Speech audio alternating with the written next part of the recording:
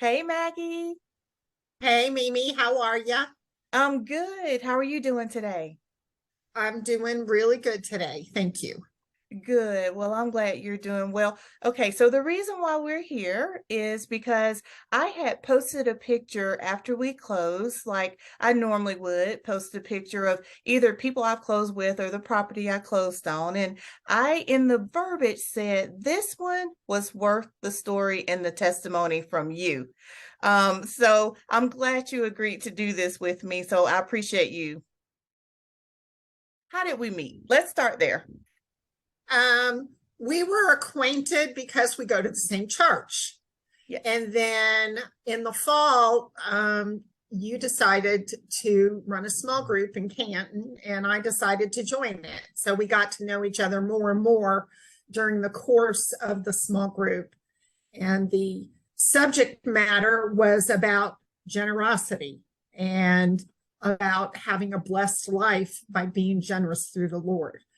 So it was, I learned a lot and I was convicted of a lot of things during the course of that. So the biggest thing was that I learned that I needed to not, I, I'm getting ready in a couple of years to retire. So finances are very much on my mind and making sure that I have the finances when I do retire. But one of the things that I learned is that I have to be generous in spite of the worldly concerns when God calls me to do it. And He will take care of me. He Yes. will. The day after, I kind of had the major revelation that I need to not worry about money with retirement. He's going to take care of me. I was scrolling through Facebook and I don't see a lot of properties on there, but there was a property that came up and it was a manufactured home on 2 acres in ball ground. And it was like $250,000, which in this day and age is pretty cheap. Sure. So I looked at it, the pictures looked great. And I went, I think the Lord said, you need to buy this. And I was like, uh-huh, yeah, uh-huh. So I dismissed it. And then I'm scrolling further down and I belong to several like neighborhood groups, whatever. Well, the owner had actually posted on there and it was the same piece of property. And so the Lord kind of downloaded the whole plan, how much I needed to put down, you know, all the different things that would go into that. And I was like, okay, Lord, I'm getting the message here. So then I picked up the phone and called you. And it was like, Mimi, I think the Lord told me to buy a house for the kids.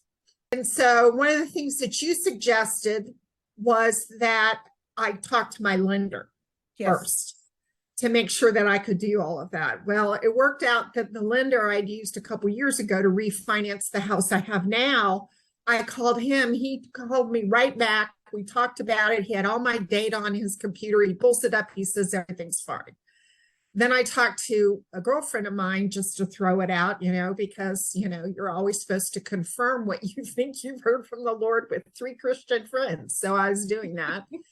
And she goes, well, you might want to talk to your financial planner too. And I said, okay. So I called and talked to him. So I called you back and said, okay, we need to go see it. So we went to see it. It was beautiful. It was great. It was whatever. And I'm like, okay, we can't put in an offer until I talk to the kids. And this was for my son and daughter-in-law and their 2 children. And I said, I need to talk to them to see if they were even interested. So you and I scheduled a meeting to go look at the property. And like I said, it was great. So I said, I'm going to call the kids. So I go by the kids' house and talk to them, and they're thrilled. We had a couple questions that we wanted answered. And we found out when you submitted the offer, there was another offer. Yes. And they ended up selecting that. So I just rolled with it, okay. So now I'm looking at other properties. And so the download on the plan was on a Thursday. Friday, I talked to my lender and financial planner. Saturday, we went to see that house. Sunday, we looked at some other things, and there were we were going to look at something. We decided not to, but then we saw this other great house. So I'm like, okay. So we made an appointment to go see it on Monday. So we go and see it. The pictures are even, I mean, the house was even better than it was in the pictures. It was great. I took videos. I called and talked to my daughter-in-law. I sent the videos. And basically that afternoon, I said, maybe go put an offer in on it. Yes.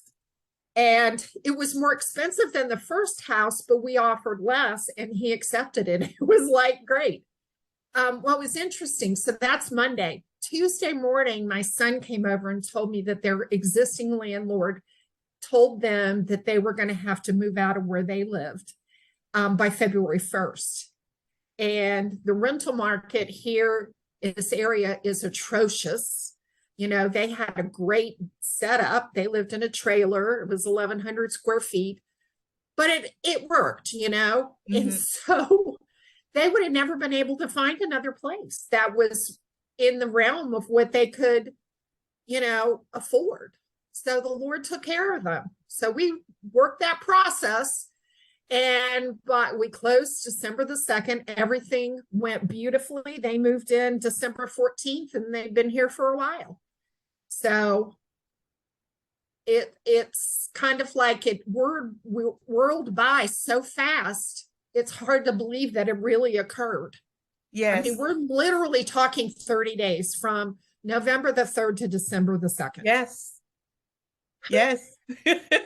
So, you know, Lexi and I were talking about that today, and we're just like, you know, the Lord knew what was needed there. Yes.